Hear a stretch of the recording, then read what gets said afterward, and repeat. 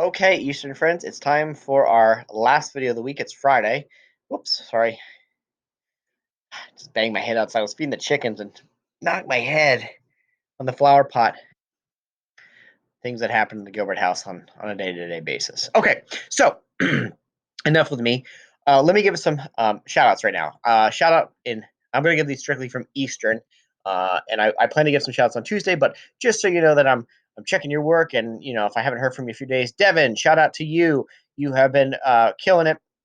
You've been reaching out. You were also asking some questions today, some really good questions about your work. Dro, shout out to you because you created your own Prodigy account, and I was able to log in and actually check some of your work. Awesome for you. Mila, shout out to you. Awesome work as well. Jet, keep up the good work, dude. Love seeing the smiling face. Jameer, I love seeing the pictures as well. There are so many of you, and again, shouts are coming on Tuesday with our what do you call that? Morning motivation, live morning motivation on Mr. Gilbert's birthday. Let's get into things here. So on Thursday we read Ready for the Race, and we our prompt was to basically retell it. So I really like these retell prompts because it helps us not only verbally retell a story, but also writing it really helps us. So let us. Oh man, my head. Jeez, really knocked it. Let us go ahead and let's talk about a prompt.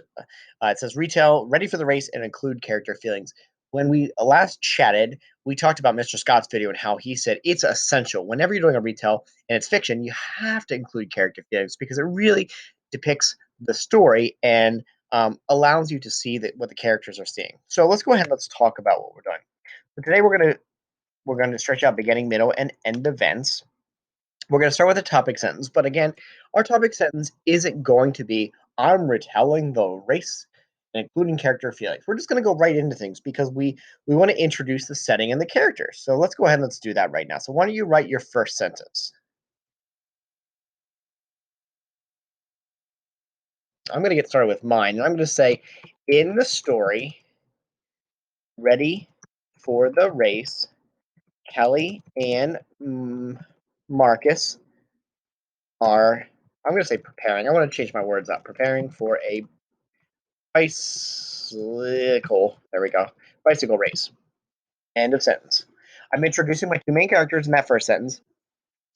Kelly and Marcus, and they should be capitalized because they are proper nouns. Ready for the race also should be capitalized. It's technically the title of a story. If you actually want to get really technical, you can underline it because that is what we do with titles. Ready for the race in the story. Ready for the race. Kelly and Marcus are preparing for a bicycle race. It's right out of our beginning events. So let's go ahead and let's stretch out those beginning events right now. You stretch your beginning events out.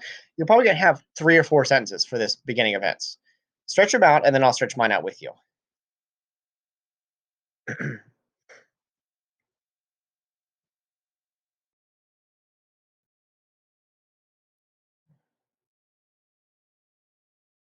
Okay, I'm going to go ahead and keep going. If you need more time, just pause the video. So we didn't do a whole lot of highlighting in here yesterday, but let's go back and let's highlight some information right now. So we have Kelly and Marcus. We introduced them, and let's talk about how they're related. So Kelly asked her brother. So you know what? I'm gonna. Whoops. I didn't mean to highlight as, but that's okay. Um, let's go ahead and let's just put that in because that's pretty important information in here. So let's say Kelly and Marcus are brother and sister, and they're preparing for a race. And Marcus isn't practicing because he's confident. Now we have to kind of do that little bit of framing to kind of build into the story. So let's go ahead and say Kelly decides. Um, let's say Kelly decides she is going to practice riding her bike on the course before she runs the race. Okay, right? Fact, it's right out of our story. Let's go. Let's find that so you know that's happening. Kelly rode off her bike while Marcus waited for his friend. Marcus was fast, so we can highlight this. You know what? Let's actually go back up. I'm going to meet some friends at the bike course Down the block. We're going to practice for the race. Let's actually highlight this right here. So you know exactly what I'm talking about. This is right what we just wrote. Ugh. This is what we just wrote about right here. I'm going to meet some friends down the bike course, down the block, and let's go ahead and let's elaborate on that now. And let's talk about no thanks. Marcus replies he bounced the ball in the driveway. Sam's over to play basketball. So we talked about Marcus feeling confident at this point. So Kelly decides she's going to practice riding her bike on the course before she runs the race. Marcus decided not to practice with Kelly. He was very good at sports, period. He felt that he didn't need to practice whoops, practice riding his bike on the course before the race. He felt character feelings confident. Confident. I don't even add an exclamation point there, just because once again we know how Marcus is feeling. Okay, so let's take a look just at a sentence count because we're going to stop after beginning events and you're going to do middle and end on your own. So this is technically our topic sentence. I'm going to highlight so you can see my topic sentence. I'll highlight it in red here. And then our supporting details / our framing for this for beginning, we have 1, 2, 3, 4 sentences. So I kind of called that right there. Let's make that let's make it green. 4 sentences.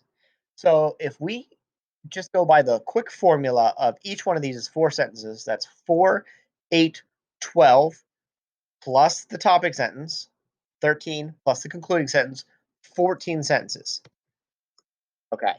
So I am saying we should have probably, we'll give you some leeway here. Let's say 12 to 14 sentences. It should be about 12 to 14 sentences long because if you're doing your job correctly and you're really dragging this out, dragging out sounds funny. If you're really elaborating and stretching out these details, you should have a decent amount of writing. In our reality, I would say 10 to 15 sentences about what you should have. You don't want to do too long because, again, the reader could just reread Ready for the Race because there's only a page. You don't want to have 2 pages worth of writing, but you also don't want to have 2 sentences here, okay? I just want to, whoops. No, I don't want to edit this PDF. There we go. Swear. My computer things, issues today are just, ugh. All right. So I just want to give you kind of an idea of about how many sentences you should have. So I would say anywhere really, let's actually make this, we'll give you some leeway here. I said leeway 10, 12. Let's say about 10, can't type right now, about 10 to 15 sentences, okay? About 10 to 15 sentences is a good retail for this. So on your own now, you're going to do the middle and end events. Don't forget the concluding sentence, okay? I don't want you to just end it on Marcus realized he should have practiced. Make sure you have a nice concluding sentence there. Okay, friends. Well, it is getting late. It's time for Jovi and Jude's bath. So I'm gonna go. I will see you all on Tuesday. Have a great Memorial Day weekend. Hopefully you guys can do something, go out in your backyard, get some fresh air this weekend. It's supposed to be nice and warm out. And I will see you all Tuesday morning for morning motivation and Mr. Gilbert's birthday. All right, bye everyone.